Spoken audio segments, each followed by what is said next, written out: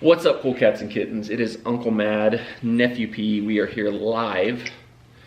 Well, not really live, we're recording this, but it's live to us here in our new temporary office space. You'll learn more about this in the updated Project Gemini video. Today, we are here to look ahead to Wildcard Weekend, Super Wildcard Weekend. Parker's gonna help me make picks for that.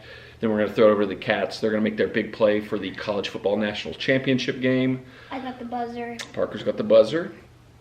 I am going to pull up the card right now so we can see what we're looking at for this weekend. Starting with the NFL Saturday slate, we have 12 o'clock Saturday, Indianapolis Colts, Buffalo Bills. Big matchup. Buffalo, 6.5 point favorite. They've been rolling through everybody they play lately. Indy need a little help to get in the playoffs, but they've been pretty solid themselves the last few weeks. I kind of like Buffalo in this game.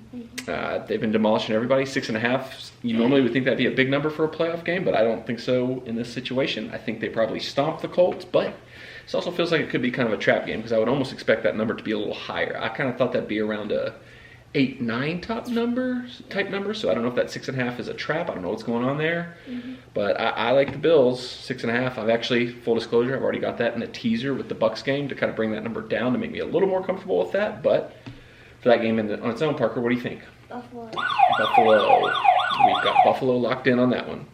All right, next up, midday game of the triple header on Saturday, 3:40, Rams and Seahawks. This is one I'm definitely going to need your help with because I don't know what to do with this.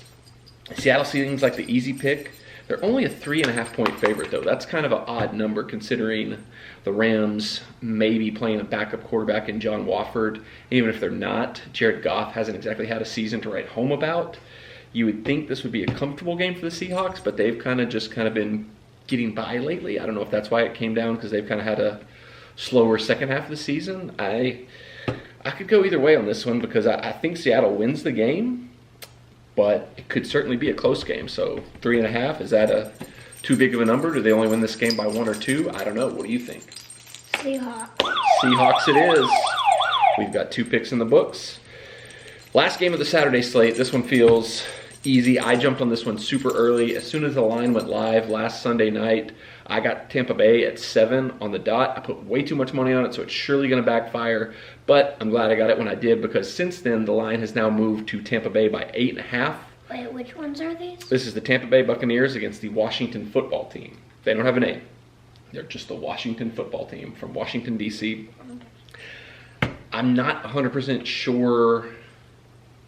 This is another one where I don't know if it's because the playoffs, they're keeping the lines lower, because I don't know. Feels like Tampa should easily win this game by 3 touchdowns. The Redskins barely beat a team that was actively trying to lose a game in the Philadelphia Eagles last week, so I don't know how they could possibly keep this game close at all. So for me, 8.5, the more that number goes, the more I would kind of stay away from it. Like I said, I have this on its own at -7 that I got right when it opened. I also have it as a second leg of a tease with the Buffalo game that brought it down to only Tampa by 2.5. So I've already got this game locked in at numbers I like it, but for the number that's currently live to the public, bless you, Tampa 8.5, or does Washington keep it closer than that? Parker, what do you think? Redskins. Redskins is not a thing that exists. They're the Washington Football Team. We don't use that word anymore, but Parker says Washington. 8.5's gotten to be too big of a number in his opinion. He thinks that's what you said. That is what I said. The Washington Football Team, he likes them to at least keep it close. Do you think they win the game? Yeah.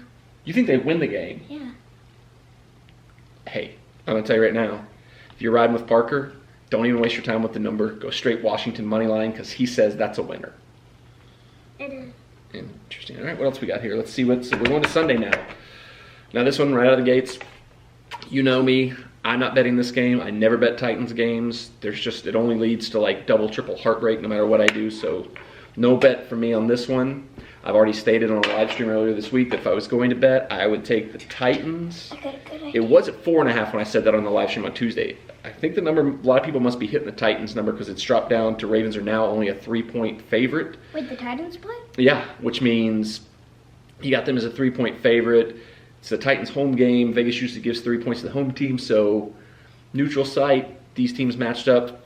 Now we have it looking at kind of like a pick'em type line. 3's a little tighter. I like that 4.5. That was a lot of points for a game that I think is going to be close, and that I think the Titans might, they've got as good a chance as any to win outright. But the Ravens have been rolling lately. They've been beating bad teams, but you build some momentum, you get hot. It doesn't matter. You're hitting on all cylinders when you get to the playoffs. Who you played the last couple weeks doesn't matter. It's who you're playing now. A lot of insiders, experts like the Ravens because of how well they've been playing. Parker, your thoughts? Titans. Titans locked in. I don't even know where the buzzer is anymore. The buzzer has disappeared. I'm pressing it with my foot. I know. I was just joking because they can't see what your feet are doing. Okay, midday game Sunday. Chicago, New Orleans. This is the. Darn it! I didn't really press that. No, you push it. You gotta say now. What is it? Just gotta say whatever you want because you pushed the buzzer too soon. So who do you want? Chicago or New Orleans? New Orleans. New Orleans is the pick from Parker. All right, so we've got one game left then. We've got the Cleveland Browns, Pittsburgh Steelers. I don't know why I try to talk like an expert on this stuff because none of this stuff makes sense. I listen to like people that are actually experts and they explain it, but then I look at this and I think what they've explained should happen and then it doesn't. Pittsburgh opened as a 4-point favorite. Then we found out the Cleveland Browns head coach is going to miss the game due to the cocoa. You would think that would make the number jump up, but it's locked in pretty steadily at 5.5. I thought it would kind of progressively go up throughout the week. I jumped on it at 5 as soon as I heard that news about the Cleveland coach. And it's only moved a half point since then. I thought it would be up to like 7 or 8 by now. It's not. It seems to be stationary. Maybe some late money will start to come in. Maybe a lot of bettors are waiting to put their bets in until they know more about what's going to be the situation with Cleveland. Will Pittsburgh have any COVID issues? Will any of these teams have COVID issues? That seems to be like the recurring thing. You almost have to wait to find out who's going to be missing these games due to cocoa. So Pittsburgh's currently a 5.5 point favorite. Will that line move between now and Sunday? I got to think it will, but like I said, I took Pittsburgh at 5. It hasn't moved since then, so it's about the same. Parker, what do you think? Steelers. There we go.